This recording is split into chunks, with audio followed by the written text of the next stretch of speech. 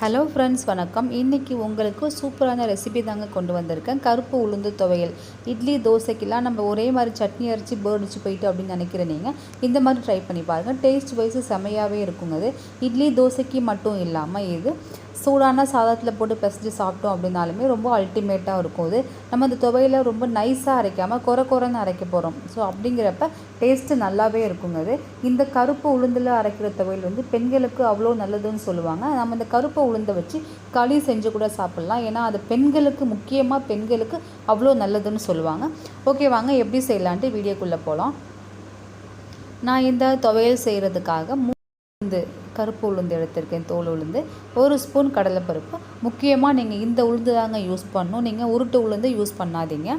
அடுப்பில் கடாயை வச்சு கொஞ்சமாக 1 ஸ்பூன் எண்ணெய் போட்டுக்கோங்க. எண்ணெய் காஞ்சதுக்கப்புறமா இந்த உளுந்தையும் கடலைப்பருப்பையும் போட்டு நல்லா வறுத்தெடுத்துக்கோங்க. கைவிடாமல் கலரிக்கிட்டே இருங்க. நல்லா பொன்னிறமாக வர அளவுக்கு இந்த அளவுக்கு வந்தால் போதும். இப்போ இதை எண்ணெயெல்லாம் வடிச்சிட்டு வேறு ஒரு பிளேட்டில் மாற்றி எடுத்து வச்சுக்கோங்க. இப்போ அதே கடாயில் நான் வந்து ஒரு 7 காஞ்ச மிளகாய் சேர்த்துக்கிறேன். இந்த மிளகாய் ரொம்ப காரம் இருக்காது. நீங்கள் காரம் இருக்குது அப்படின்னா மிளகாய் லெவலை கம்மியாக சேர்த்துக்கோங்க. இந்த மிளகாயும் அதே அளவுக்கு கோல்டு கலர் வர அளவுக்கு நல்லா வறுத்து எடுத்துக்கோங்க. கோல்டு ப்ரௌன் கலர் வரணும். ஸோ வறுத்ததுக்கப்புறமா இதையும் அதே பிளேட்டில் ஓரமாக எடுத்து வச்சுருங்க. இதில் ஒரு பெரிய வெங்காயம் பொடியாக கட் பண்ணி, அதோட ஒரு புடி அளவுக்கு கருவேப்பிலை, இது ரெண்டையும் போட்டு நல்லா வதக்கி எடுத்துக்கோங்க. இந்த வெங்காயத்தோட பச்சை ஸ்மெல் போகிற அளவுக்கு நல்லாவே வதக்கி எடுத்துக்கோங்க. நல்லா வதங்கினதுக்கப்புறமா நான் வந்து ஒரு தக்காளி பழமாக கட் பண்ணி எடுத்து வச்சுருக்கேன். ரொம்ப தக்காளி சேர்க்காதீங்க, ரொம்ப இதுக்கு புளிப்பு சேர்க்கக்கூடாது. ஸோ தக்காளியும் இதோட சேர்த்துக்கோங்க. இதோட இந்த துவையலுக்கு தேவையான கல் உப்பு, இதுக்கு நீங்கள் கல் உப்பு சேர்த்துக்கோங்க. இதையும் சேர்த்து நல்லா கலந்து விட்டுக்கோங்க. தக்காளியோட பச்சை ஸ்மெல் போகிற அளவுக்கு நல்லா வதக்கிக்கோங்க. இந்த வெங்காயம், தக்காளி, கருவேப்பிலை எல்லாமே நல்லா மசிஞ்சு வரணும். அந்த அளவுக்கு நல்லா வதக்கி எடுத்துக்கோங்க. நல்லா வதங்கினதுக்கப்புறமா நான் வந்து ஒரு 3 தேங்காய் சீல் எடுத்து பொடியாக கட் பண்ணி வச்சுருக்கேன். நீங்கள் துருவி கூட சேர்த்துக்கலாம். தேங்காய் ரொம்ப சேர்க்க வேணாம், லைட்டாக சேர்த்திங்கன்னா போதும். ஸோ இது எல்லாத்தையும் சேர்த்து நல்லா வதக்கிக்கோங்க. வதக்கினதுக்கப்புறமா ஒரு ஓரமாக பிளேட்டில் இதையும் எடுத்து ஆற வச்சுருங்க.